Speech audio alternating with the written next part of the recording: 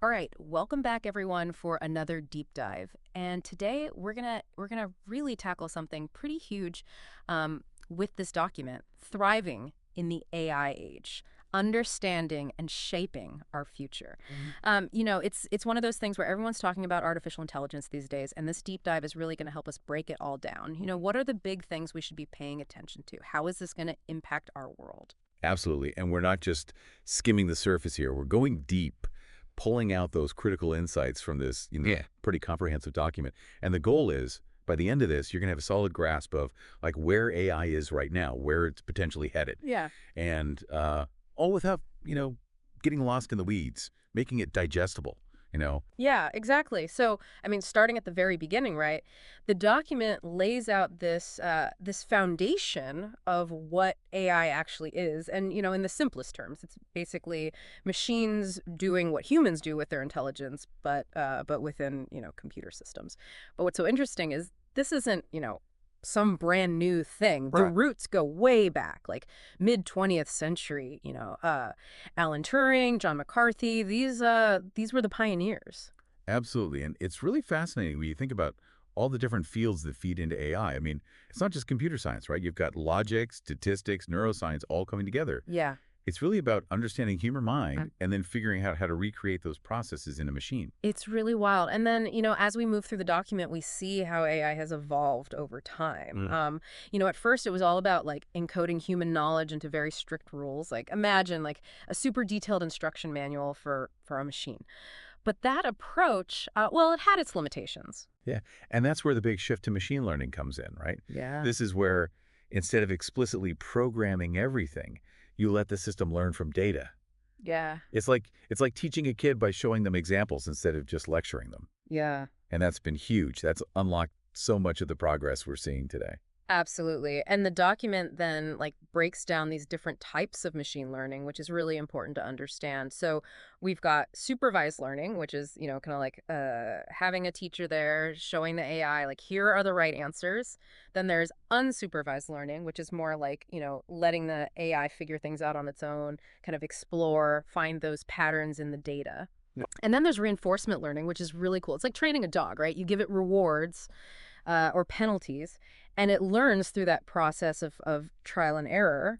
And, this whole resurgence of AI that we've been seeing, it's really because we hit this perfect storm, right? We finally had enough data, the computing power to crunch it, and then these brilliant algorithms that can make sense of it all. Yeah, it's like we finally had all the ingredients to make this AI recipe really work. Exactly, yeah. And then, from there we get to the actual technologies themselves, right? The things that are actually powering all of this.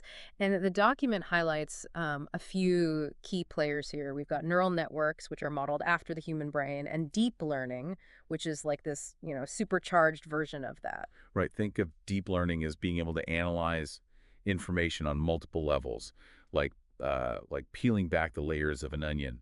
It allows AI to understand much more complex data. Mm. And then there's natural language processing.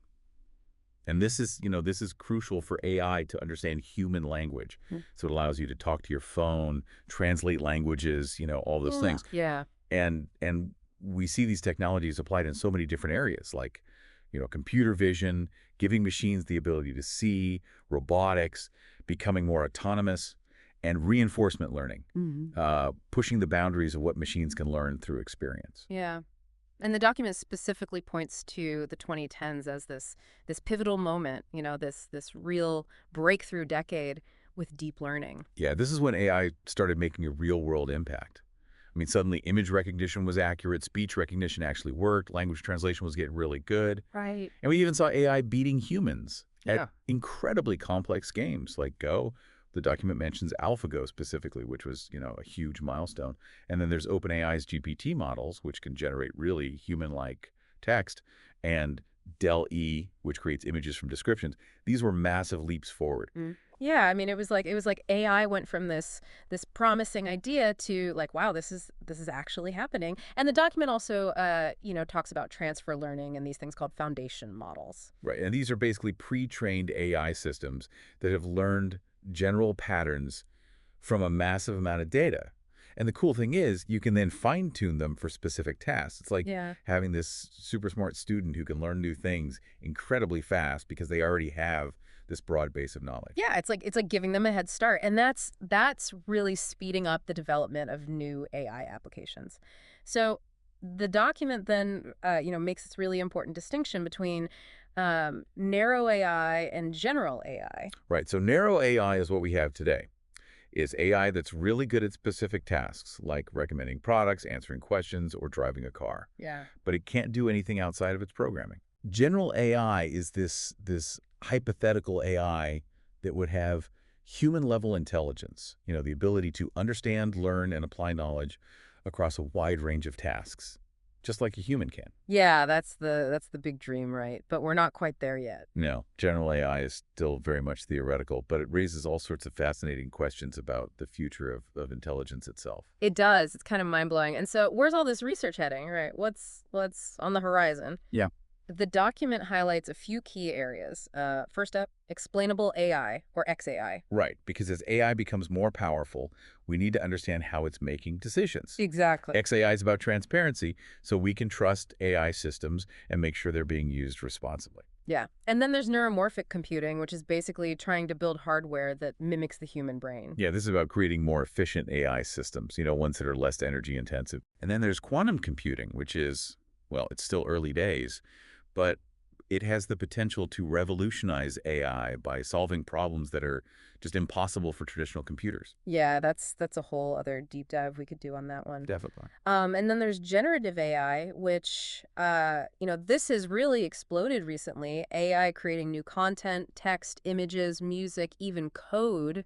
It's pretty remarkable. Yeah, but it also raises these ethical questions, right, Mhm. about authorship, the potential for misinformation. It's a powerful tool, and it's important to think about how it's used. Absolutely. And then this concept of ambient intelligence, which is it's kind of like AI woven into the fabric of our lives. Right, think smart homes that anticipate your needs, cities that adapt to traffic flow, AI that's just seamlessly integrated into our environments. So, I mean, taking a step back, right? Looking at the big picture here. What's the key takeaway for our listeners? I think this document really paints this picture of AI as this incredibly powerful, rapidly evolving force. It's gone from theory to reality, and it's already having a huge impact on our lives. Yeah, and it's not slowing down.